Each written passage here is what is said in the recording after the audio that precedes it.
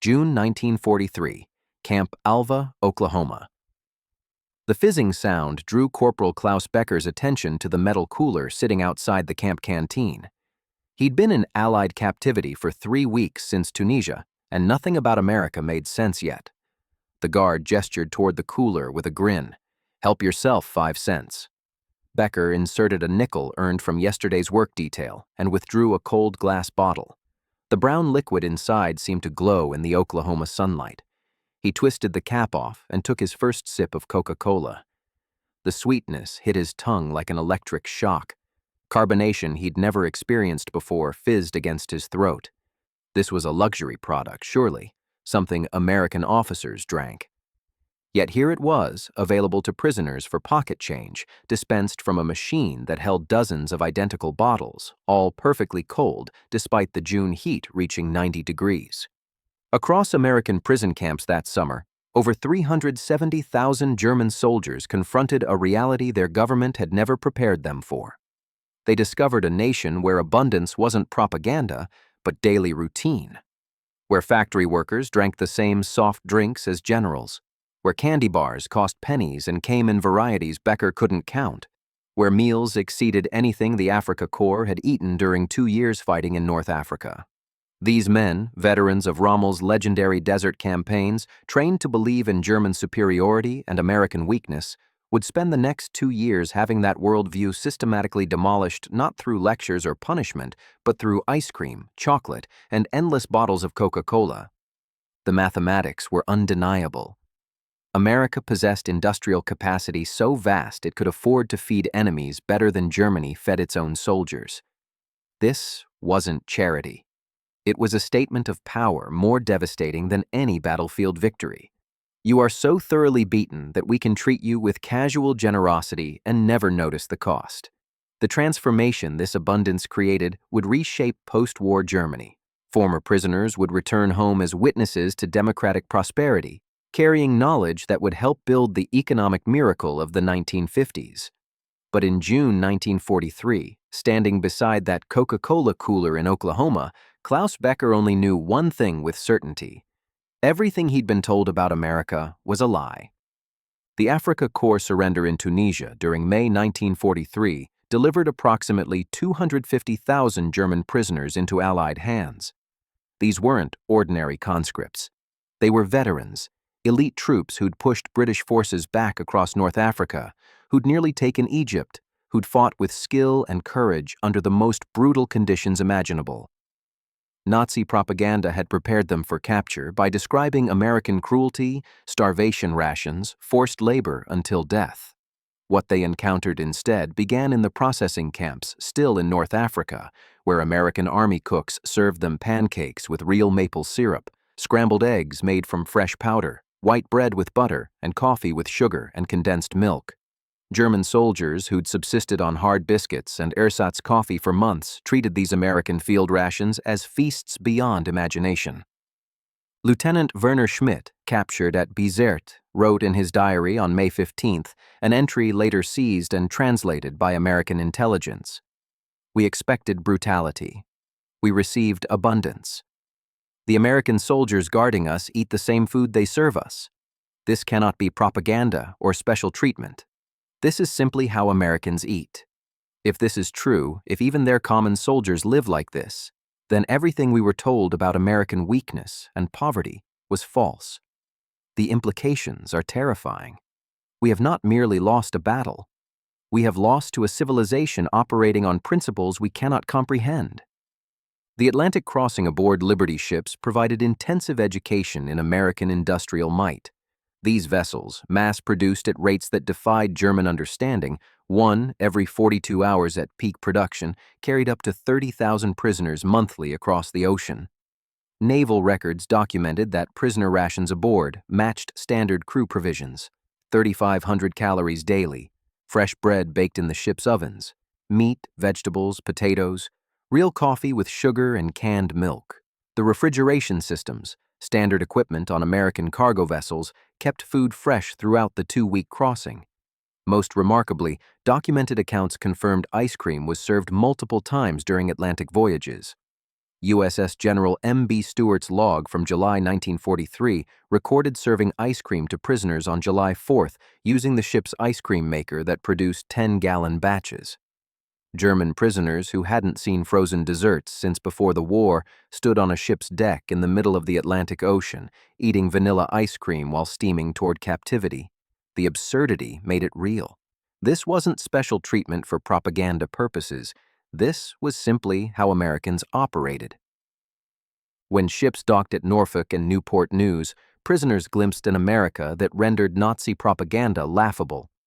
The Norfolk Naval Base, covering 4,300 acres, handled more cargo daily than Hamburg managed weekly. At the port exchanges, shops for dock workers, German prisoners saw shelves stocked with dozens of candy varieties: Hershey bars, Milky Ways, Baby Ruths, Butterfingers, Mars bars.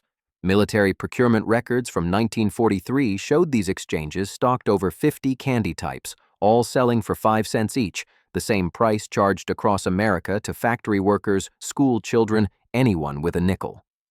The casual abundance spoke louder than any propaganda.